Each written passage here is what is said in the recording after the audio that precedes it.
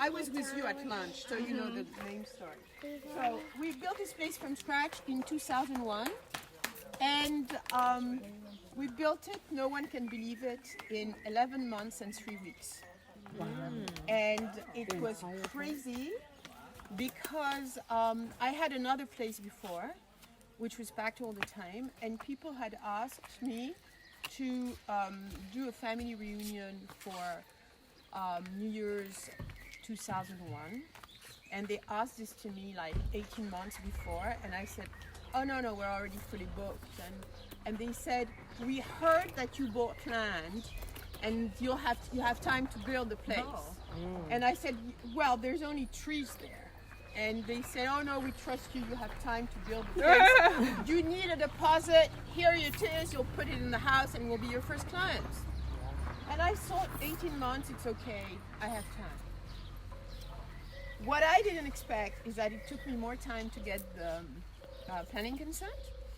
And now we are 15 months before.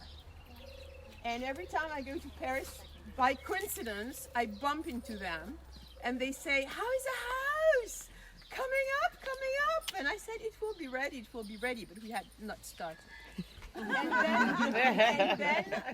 the day, it's 15 months, and the day I'm supposed to give his first check to the contractor, I got a call from someone who told me, we've heard you're going to work with this guy, be careful, he just filed for bankruptcy. Oh, Jesus. So, here I am, the clock is seriously ticking, and Ramadan is going to start. And I knew that I would be a very difficult person on the back of the workers, and they're fasting during Ramadan. So I need to find another contractor. I find another contractor. Ramadan is starting. I say, okay, I'm going to wait until the end of Ramadan. Ramadan finished on January 6th, and the guests were arriving on December 27th of the same year. On January 6th, we have 100 people working here. And my idea for the architecture was that we would build a house around the trees. So this is why, the entrance had to be here, and there's a tree in front. And then to save the trees inside, I had to create these open spaces, because otherwise if I had ceilings, I couldn't do this. So the trees had decided of everything here. And we were ready on December 27th. And I had bought, while I was building, I had bought, even before. I remember I had a kind of an argument with my husband because we had decided to buy land. We had not bought land. And we were driving in DC, and I don't drive, so I'm always looking, and I see in this window some prints that I really wanted for the day I would have a house. I told him, stop! He says, well, for what? I said, I need to buy these prints. And he said, to put where? I said, in our future house. And he said, we don't even have land. I said, I don't care. The day we'll have it, we will have already things to move in. So I really was happy when I was under such pressure to have already bought a lot of things for the house, because, the house looked like lived in from the moment the paint on the wall was dry. So the clients arrived. We've had 2 ovens delivered in the kitchen. The clients arrived on December 27th. I'm hanging some paintings, and suddenly I hear, like if there was a war, an explosion. And I rushed to the kitchen, and one oven had exploded. There was something wrong with it. At the same time, my telephone rings, and the driver says, "We're leaving the airport." And the kitchen looks like an explosion. Iraq or Syria, So I told him, please take a scenic drive. Take your time. We had the time to clean everything. The other oven was working. And then I thought, after all this stress, having this silly oven explode at the last minute, this was really a lot. But they had the best time. We're still on very good terms. And one thing that I realized after is that my son, you'll meet him. He was like 11, and he told me, I need to speak to you, Mom. And I said, yeah, and he's very serious. And he told me, now you have to promise us that never again you will accept clients before building a place. And this is when I realized the poor family, the tension they had to go through. So, in general, in Marrakech, all the walls are pink or beige, or because they're supposed to be the color of the earth. But since the earth here is lighter, and the village is called Douarabiad, which means the white village, I became a bit more creative and I decided to do it in a different color, and the authorities didn't mind. It's still is. So you will see when you go to the Medina that, well, you will not visit private houses, but do you know that I wrote a book? You know that which was published at Rizzoli, and in my book there's a lot of houses in the Medina. So in general, you have a courtyard. The walls are totally, you don't see anything from the outside, and you have a courtyard, and the family life is around the courtyard, and people can also go on the roof terrace. And the idea here was to mix the architecture of the Medina with courtyards, but open it to nature. So wherever you are, you always see trees here. And so I kept the structure of the perspective and the archways. I kept the traditional Moorish architecture, but I mixed it with much more openings than you usually have. Tomorrow, when you'll go to the Medina, you'll see that all the walls are, and you don't see windows, and that's Muslim houses. There's one neighborhood where you see windows, and it's a Jewish quarter, because the Jewish family, they didn't mind if the wives were sitting on the balcony, when in the Arab house you're not supposed to see the women. So this is ask me questions if you have any questions. So I'm not able to tell you anything about the gardens because that's Gary's field, but everything was planted except this tree and the palm trees. But everything else was planted and was not here.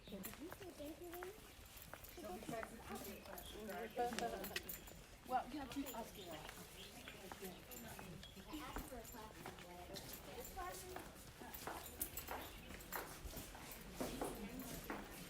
So you see, I had to create this space to save the trees, you know? This tree. I'm just peeking at it.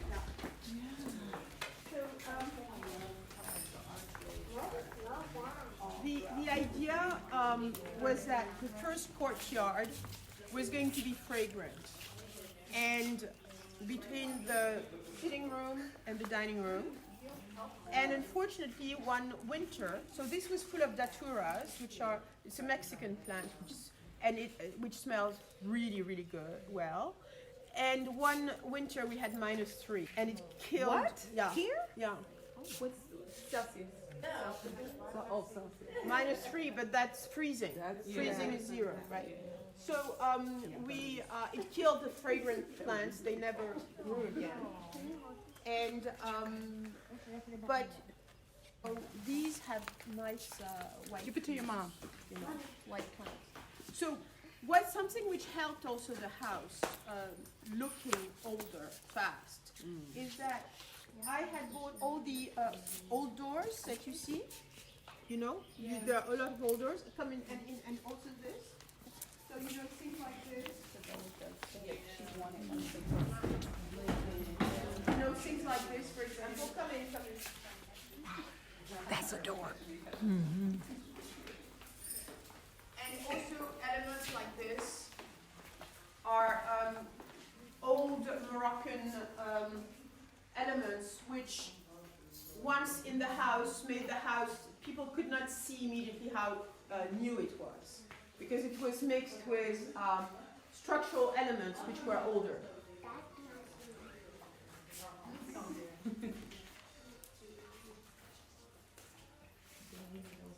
So when it rains, Sorry?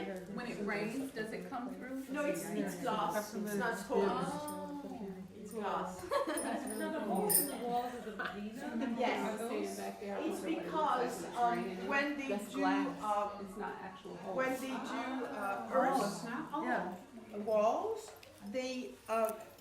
they put pieces of wood on top, and then they put more earth, and then when everything is dry, they take out, it's like beams, holding beams, and then they take the wood out, and then it leaves this. Oh, that's like a structural. Yes, yes. Yeah, the ramparts are done like that. So, in fact, the fact that I had old houses and old things like this really immediately helped. You were just collecting all these huge I was doors. Your husband was like, no. Well, he was not coming with me with the doors. It's just because we were in the U.S. yeah. Because otherwise he didn't know what I was buying. Where were He you? was buying his plants, and I was putting them at home. Yeah, exactly. So, in fact, there was a place in Rabat where I used to go, and it's like how do you call this, warehouse, where you can find old elements to integrate in houses.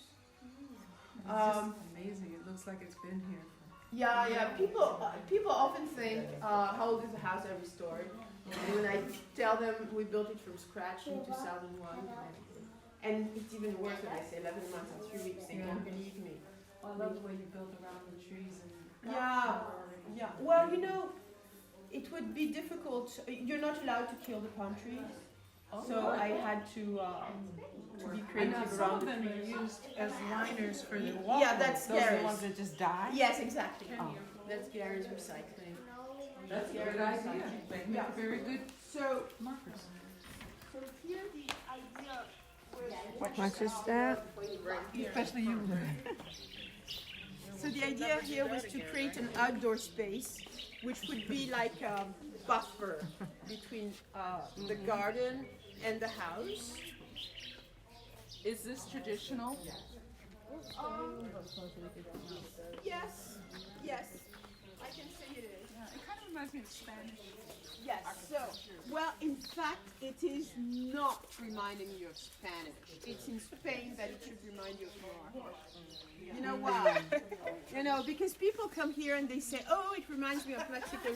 I said, wait a minute. The Moroccan people stayed in Spain for 7 centuries. They did Andalusia. Everything is Moorish there. And when they were kicked back to Africa, it's at the same time that Christopher Columbus went to America. And so he went with 7 centuries of, everybody coming from Spain then had 7 centuries of cultural, influence, which started here in Morocco. So everybody said Spanish colonial, but it's an appropriation. It is Moroccan. Because people don't think about this. Look at the chronology. It started in Fez, and the Andalus people went to Andalusia, and when you're in Spain, there's many places in Mexico I feel I'm in Morocco. Yeah. And colonial towns, you really see the influence of the Islamic style. And so, no, do you have questions? Okay. I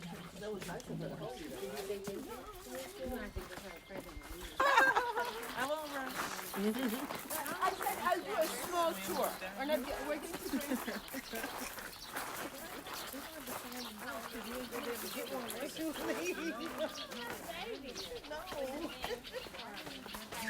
So you see, this is another old door.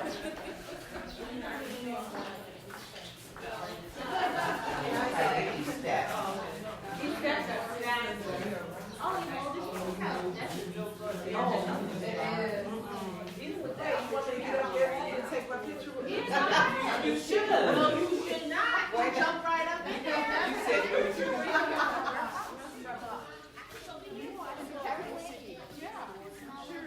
But this is one door. This is one door, but I divided it in 2. Okay. This is one door. Yeah. This is one door.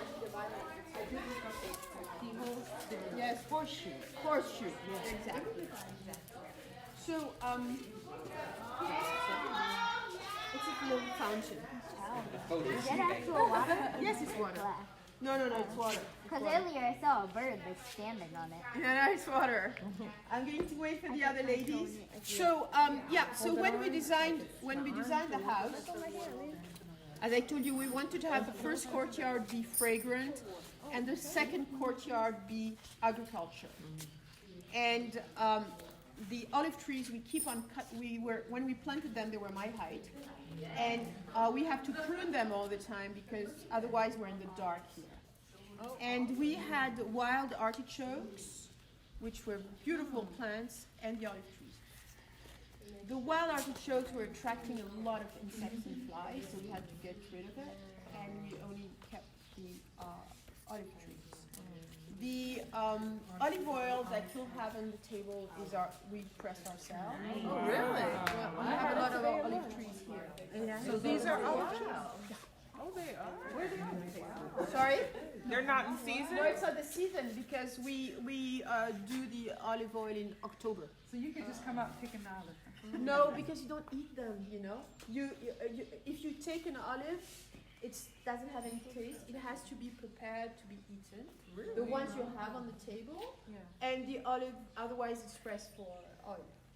But it's not something that you can pick and eat. Really? Yeah. Oh, I was told that there's a mulberry tree, very ripe. I have to find it because it's delicious. Oh, yeah.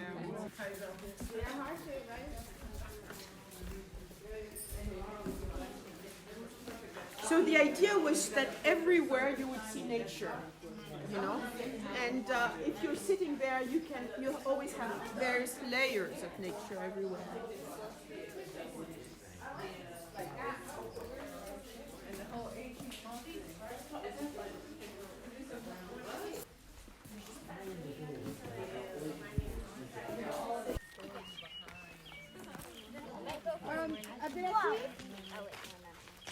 Careful.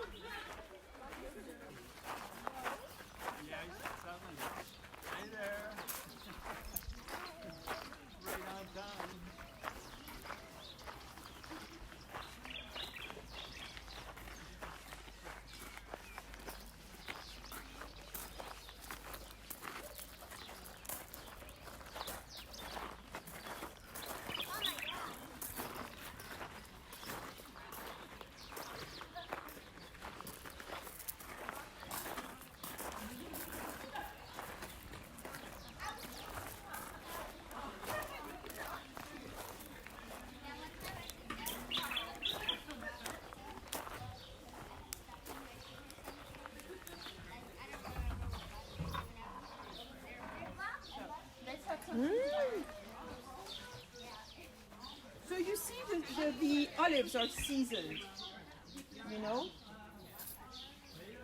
You kind of take them from the trees.